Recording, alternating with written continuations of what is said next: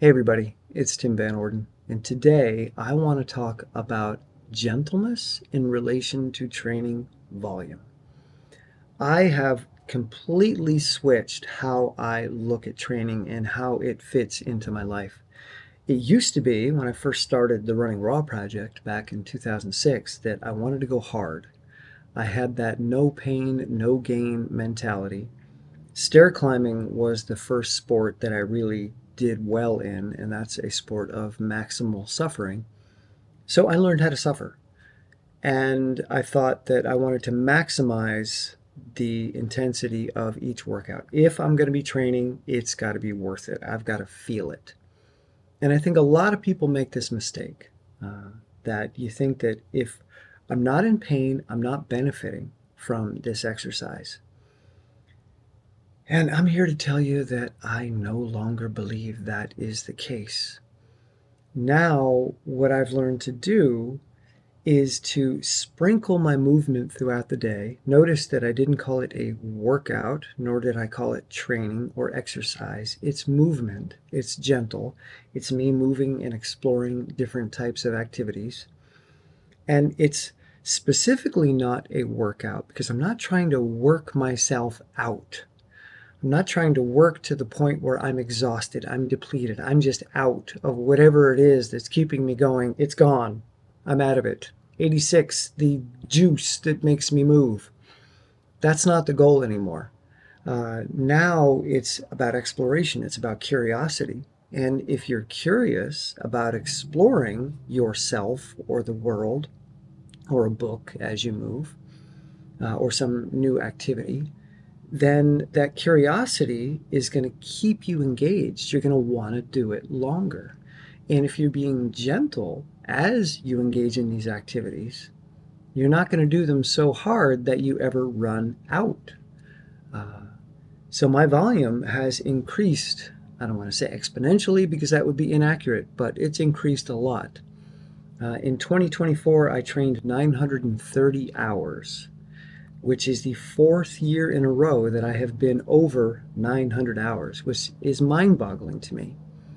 But that's only possible because I now approach my training very gently and always with curiosity as the motivating factor. I am pulled, I never push. So someone might say, well, that's easy for you to train 900 hours because that's what you do. I do a lot of things. I manage all kinds of projects at my parents' farm. I'm coaching people throughout the day. I'm writing and researching and managing, organizing my notes. And I do many other things as well. But my training fits into my life. So another approach to this increase of volume is how can I move and also do the things that need to be done? Like this morning, I had to shovel the driveway. That was 40 minutes of, I wouldn't call it intense activity, but 40 minutes of exertion.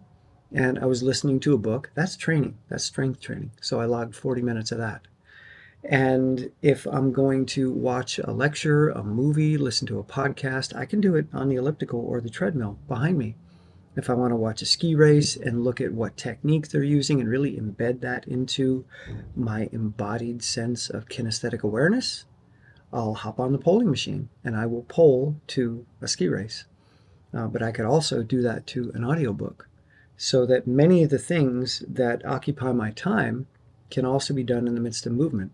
I'll often take coaching calls on the elliptical or the treadmill or the spin bike because if you're moving them gently, they're quiet. And modern phones are really good at removing external noises. So a lot of people don't even realize that I'm on a machine moving while I'm talking to them. So there are lots of different ways to incorporate movement, gentle movement, into your day so that your volume increases.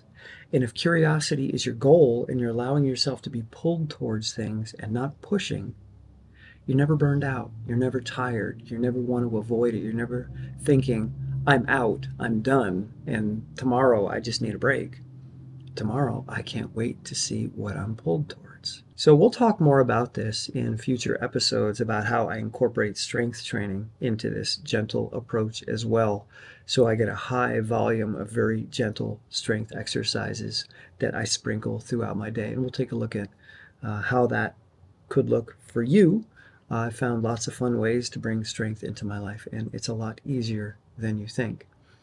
So the goal of fitness doesn't need to be about working yourself to exhaustion. The goal of fitness could be about exploring the world and yourself and ideas in the midst of movement, which is a lot more fun. And the results I'm having speak for themselves.